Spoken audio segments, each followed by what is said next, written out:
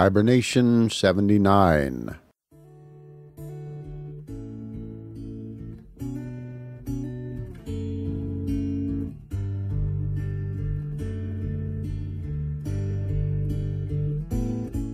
Grizzly's Growls presents Stories from the Hiber-Nation.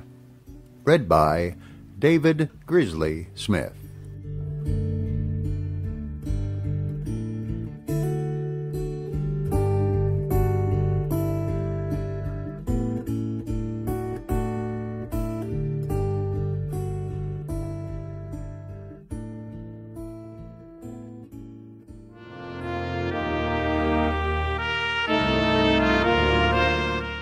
Heretics by G.K. Chesterton. Read by David Grizzly Smith.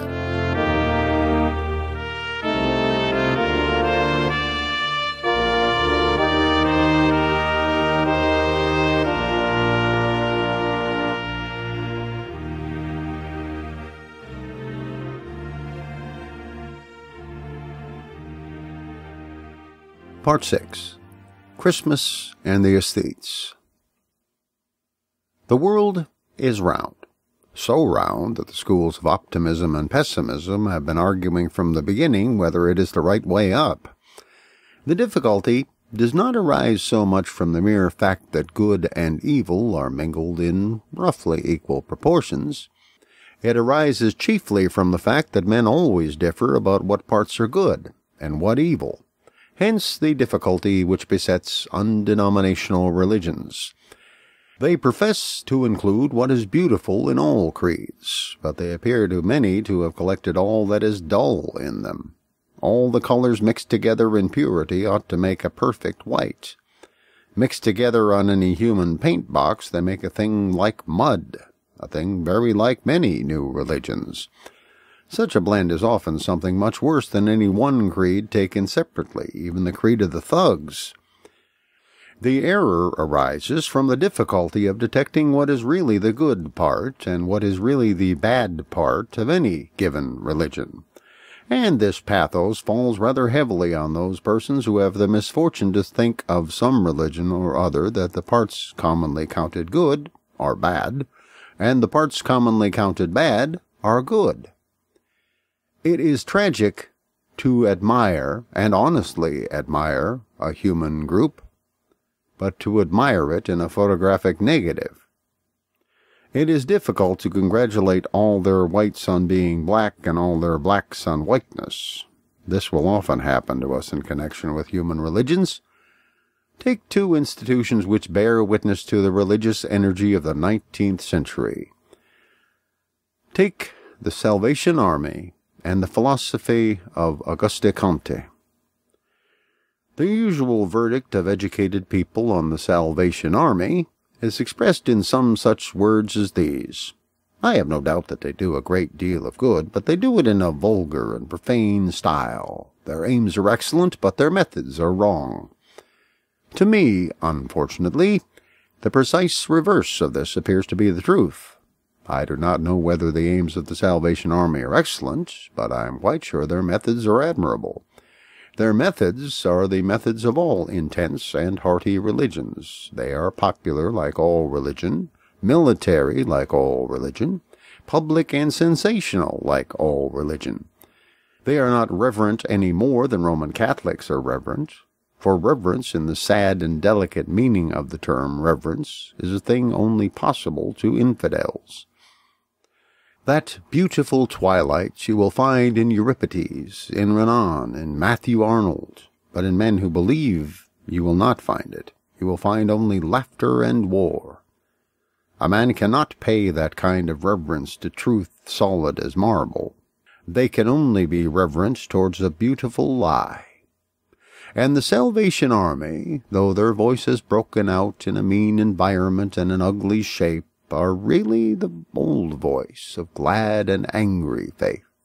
Hot as the riots of Dionysus, wild as the gargoyles of Catholicism, not to be mistaken for a philosophy. Professor Huxley, in one of his clever phrases, called the Salvation Army corybantic Christianity. Huxley was the last and noblest of those Stoics who have never understood the cross. If he had understood Christianity, he would have known that there has never been, and never can be, any Christianity that is not corybantic. And there is this difference between the matter of aims and the matter of methods, that to judge the aims of a thing like the Salvation Army is very difficult, to judge of their ritual and atmosphere very easy. No one, perhaps, but a sociologist can see whether General Booth's housing scheme is right, but any healthy person can see that banging brass cymbals together must be right. A page of statistics, a plan of model dwellings, anything which is rational, is always difficult for the lay mind, but the thing which is irrational anyone can understand. That is why religion came so early into the world and spread so far, while science came so late into the world and has not spread at all. History unanimously attests the fact that it is only mysticism which stands the smallest chance of being understanded of the people. Common sense has to be kept as an esoteric secret in the dark temple of culture. And so, while the philanthropy of the Salvationists and its genuineness may be a reasonable matter for the discussion of the doctors, there can be no doubt about the genuineness of their brass bands, for a brass band is purely spiritual, and seeks only to quicken the eternal life. The object of philanthropy is to do good. The object of religion is to be good, if only for a moment, amid a crash of brass. And the same antithesis exists about another modern religion, I mean the religion of Comte, generally known as positivism, or the worship of humanity. Such men as Mr. Frederick Harrison, that brilliant and chivalrous philosopher who still, by his mere personality, speaks for the creed, would tell us that he offers us the philosophy of Comte, but not all Comte's fantastic proposals for pontiffs and ceremonials, the new calendar, the new holidays and saints' days. He does not mean that we should dress ourselves up as priests of humanity or let off fireworks because it is Milton's birthday. To the solid English Comtist all this appears, he confesses, to be a little absurd. To me it appears the only sensible part of Comtism.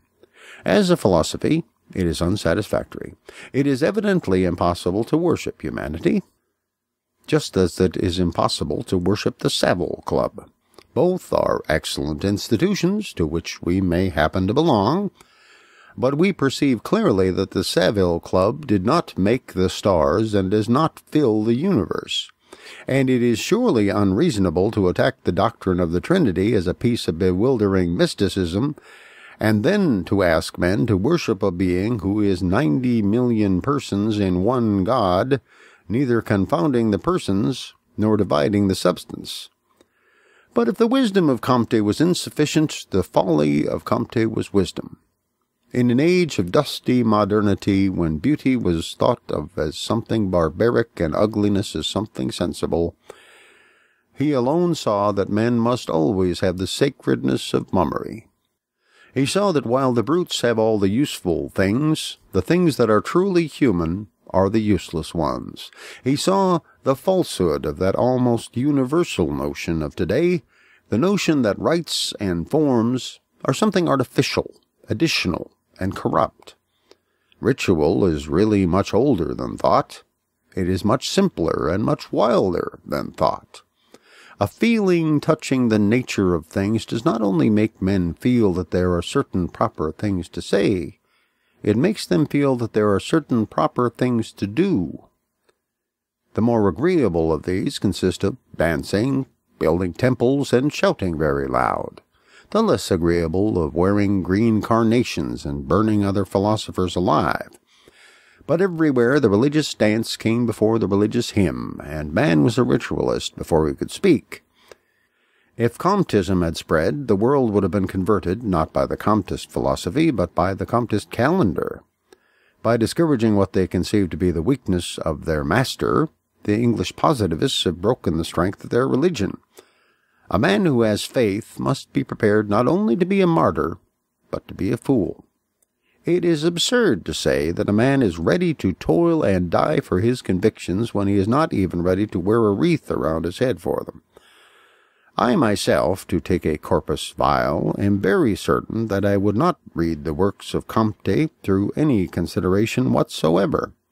But I can easily imagine myself with the greatest enthusiasm lighting a bonfire on Darwin Day. That splendid effort failed, and nothing in the style of it has succeeded. There has been no rationalist festival, no rationalist ecstasy. Men are still in black for the death of God. When Christianity was heavily bombarded in the last century, upon no point was it more persistently and brilliantly attacked than upon that of its alleged enmity to human joy. Shelley and Swinburne and all their armies have passed again and again over the ground, but they have not altered it. They have not set up a single new trophy or ensign for the world's merriment to rally to. They have not given a name or a new occasion of gaiety. Mr. Swinburne does not hang up his stocking on the eve of the birthday of Victor Hugo. Mr. William Archer does not sing carols descriptive of the infancy of Ibsen outside people's doors in the snow. In the round of our rational and mournful year, one festival remains out of all those ancient gaieties that once covered the whole earth. Christmas remains to remind us of those ages, whether pagan or Christian, when the many acted poetry instead of the few writing it. In all the winter in our woods there is no tree in glow but the holly. The strange truth about the matter is told in the very word holiday. A bank holiday means presumably a day which bankers regard as holy. A half-holiday means, I suppose, a day on which a schoolboy is only partially holy. It is hard to see, at first sight, why so human a thing as leisure and larkiness should always have a religious origin. Rationally, there appears no reason why we should not sing and give each other presents in honor of anything, the birth of Michelangelo or the opening of Euston Station. But it does not work. As a fact, men only become greedily and gloriously material about something spiritualistic. Take away the Nicene Creed and similar things, and you do some strange wrong to the sellers of sausages. Take away the strange beauty of the saints, and what has remained to us is the far stranger ugliness of Wandsworth. Take away the supernatural, and what remains is the unnatural. And now I have to touch upon a very sad matter. There are, in the modern world, an admirable class of persons who really make protest on behalf of that antiqua pulchritudo of which Augustine spoke, who do long for the old feasts and formalities of the childhood of the world. William Morris and his followers showed how much brighter were the dark ages than the age of Manchester. Mr. W.B. Yeats frames his steps in prehistoric dances, but no man knows and joins his voice to forgotten choruses that no one but he can hear. Mr. George Moore collects every fragment of Irish paganism that the forgetfulness of the Catholic Church has left, or possibly her wisdom preserved. There are innumerable persons with eyeglasses and green garments who pray for the return of the Maypole or the Olympian Games.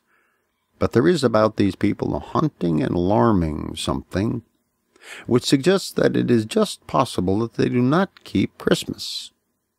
It is painful to regard human nature in such a light, but it seems somehow possible that Mr. George Moore does not wave his spoon and shout when the pudding is set alight. It is even possible that Mr. W.B. Yeats never pulls crackers. If so, where is the sense of all their dreams of festive traditions? Here is a solid and ancient festive tradition, still plying a roaring trade in the streets, and they think it vulgar. If this is so, let them be very certain of this, that they are the kind of people who in the time of the Maypole would have thought the Maypole vulgar, Who in the time of the Canterbury Pilgrimage would have thought the Canterbury Pilgrimage vulgar? Who in the time of the Olympian Games would have thought the Olympian Games vulgar? Nor can there be any reasonable doubt that they were vulgar.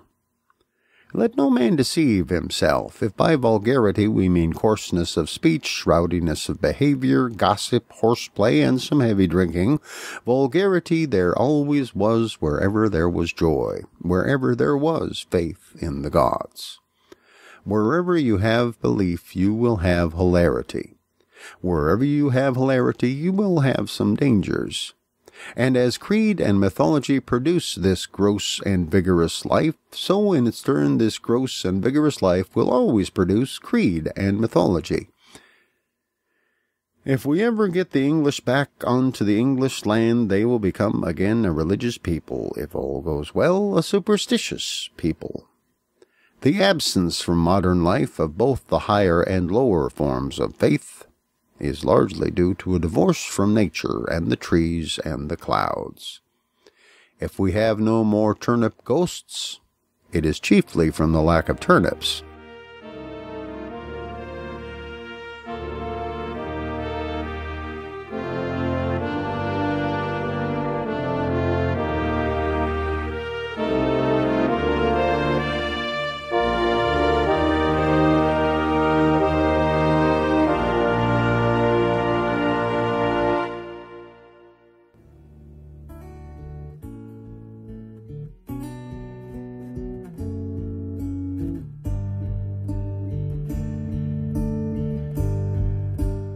Thank you for listening to Stories from the Hiber-Nation. Comment on the website at grizzliesgrowls.com.